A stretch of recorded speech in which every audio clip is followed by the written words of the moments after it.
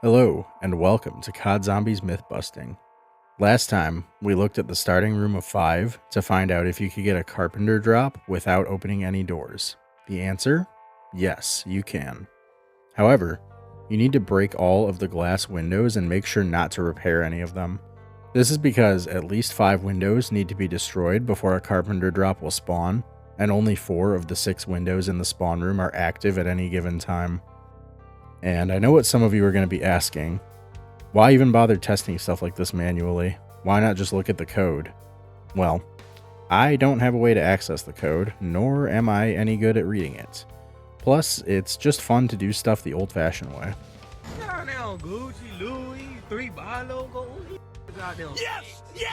Anyways, today we're going to be testing a myth that was recommended by Gary Hudson 99887. Who asked if it's possible to pull a second Wunder weapon out of the box if someone puts theirs into the Pack-a-Punch. While he asked about Black Ops 1, I didn't want to spend 400 hours tediously testing something like that, so I booted up BO2 with the good old mod menu. I went to Mob of the Dead because it's the only DLC my fiance owns for some reason. I teleported her to the bridge, froze the zombies, gave us both max points, and set the box to never move. Then I gave myself 12 box weapons to limit the amount of weapons the box could give me. I was going to give myself all of the box weapons except the Blundergat, but 12 is actually the maximum amount of weapons that can be held with this mod menu. I'm not sure if that's a limitation of the mod menu or a limitation of Black Ops 2 in general.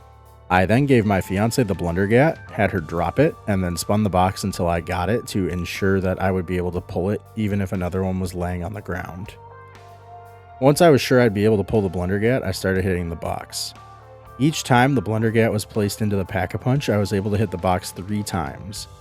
Then I would have to open the mod menu, make my fiance drop the sweeper, give her back the Blundergat, and repeat.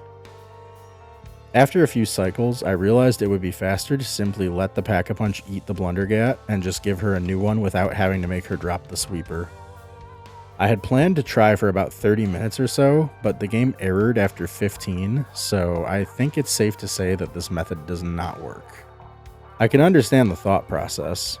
When playing on solo, you can duplicate a weapon this way if the box is close enough to the Pack-a-Punch. For example, on Town, you can Pack-a-Punch the M14, grab another off the wall, and then pick up the original, leaving you with a regular M14 and an upgraded version. You can also do this to get the ray gun and the ray gun Mark II at the same time. Normally, you can only have one or the other, since neither ray gun will show up in the box if you're currently holding one. My best guess is that the game checks to see if the weapon exists on the map, as well as in the player's inventory when you hit the box. Since all 4 players in a co-op game can have the ray gun, the box probably only checks to see if it's in your inventory or not, which is why you're able to get the Mark II while the ray gun is in the Pack-a-Punch. However, there can only be one Wunder weapon on the map at any given time, minus a few exceptions such as the free Blundergat Easter egg on Mob of the Dead. So even though it isn't in anyone's inventory, the game must determine that it is still on the map and therefore not available in the mystery box. Anyways, that's all I've got for you gamers this time. If you've got any suggestions you'd like to see me test in a future video, feel free to leave a comment.